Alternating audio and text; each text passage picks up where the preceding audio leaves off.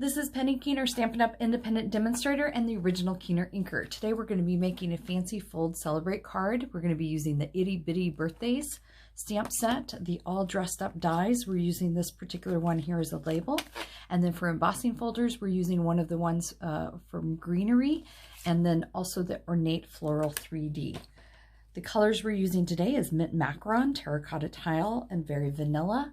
And then also the Ornate Garden Specialty Designer Series paper. It's just fun and festive and very floral. And then some of the papers also have a foil involved with it. The color we're going to use for ink is our Terracotta Tile Classic Stamp Pad. So to get started with this one, it's a little bit different than our normal card, which is a half of a piece of cardstock folded in half. We're just using a quarter sheet, which is 4 1/4 by 5 1/2.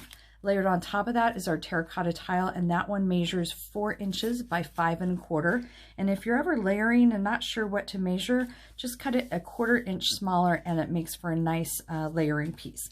Next is going to be our Very Vanilla. I have two the same sizes, which is 2 3/4 by 3 3/4. Our DSP that we're using today is 2 1/2 by 3 1/2. Again, a 1/4 inch smaller than our layering piece there. And then our flap that we're going to use is actually 2 by 4 1/2, and then it's scored at a 1/2 inch from the top.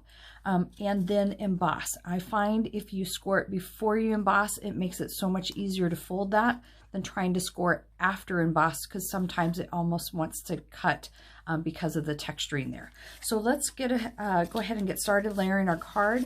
The first piece I'm going to put down is my terracotta tile, and I am using my Stampin' Seal for that. So I'm going to run that all the way around the outside edge.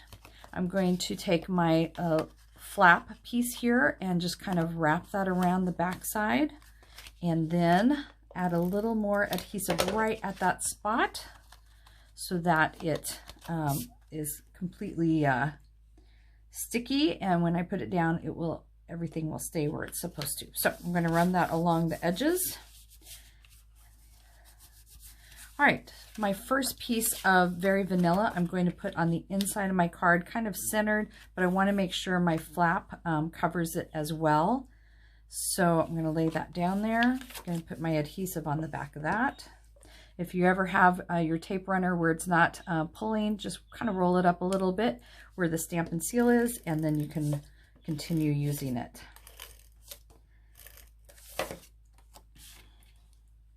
All right, so this is going to be roughly centered in my card, and it looks like my flap is not going to cover all of it, so I'm going to move it over just a little bit before I secure it down. Okay, got a nice crease there. All right, the next layer is going to be my designer series paper, and of course I'm putting my adhesive on the back side, layering that onto the Very Vanilla.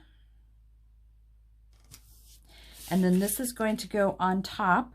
It's going to cover that bottom layer. And instead of trying to put adhesive onto the back of this flap and maybe missing, maybe getting somewhere it just seals the card shut, I'm going to put my adhesive directly onto my flap. I already know the size of my piece because this one here is the exact same size. So I'm going to line that up and seal it down. So my card opens this way so I can do my writing in here, and then I have a front design on here. So I'm going to do my wording. This particular one that I'm going to do is Let's Celebrate You. I'm going to take my terracotta tile ink, and I've already pre-die cut this piece to put it on. So I'm going to try to line that up. Normally you want to stamp first and then die cut out, but to make this go a little faster, I've already pre-die cut it. So I have the Let's Celebrate You, and I did try to offset it just a little bit because I wanted some blank space over here to add some ribbon. So I'm going to add this with a couple dimensionals to pop it up on my card. So do you know what your shortest birthday celebration is? Well, of course it's your 62nd. I was talking about ribbon earlier, so I'm using the Honey Bee gingham ribbon, and I've already cut a piece here, so I'm just going to tie it around itself and to make a little knot. And it's always much more difficult when somebody is watching you or you're trying to record a video. There's the end. There we go. Got my little knot there. I do have a little fuzzy. So paper snips, love these things. I have one pair that is just for ribbon, and I mark it with a ribbon so I know not to use it with any kind of adhesives. So I have my little knot ribbon. I'm going to attach that with a mini glue dot. I'm going to put that on the glue dot and pull it up instead of trying to pick it up with my fingers. And let me get the little ribbon fuzzes off. Here's my finished card, the Let's Celebrate You, just kind of a fun, different design. And you can do so many different things with it. This particular card here is using the mini mates set, and then I just colored it in with the mint macaron marker to give it a little bit of a different color. I'm using the timeless label punch for the wording, the terracotta tile linen thread here across the top, and then the basic rhinestones here. And instead of doing embossing, I'm using additional layers of DSP to give it some interest.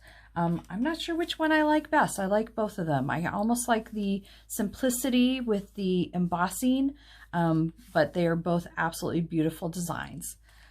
Please check out my website and subscribe to my channel for quick videos on how you can be a Keener inker too.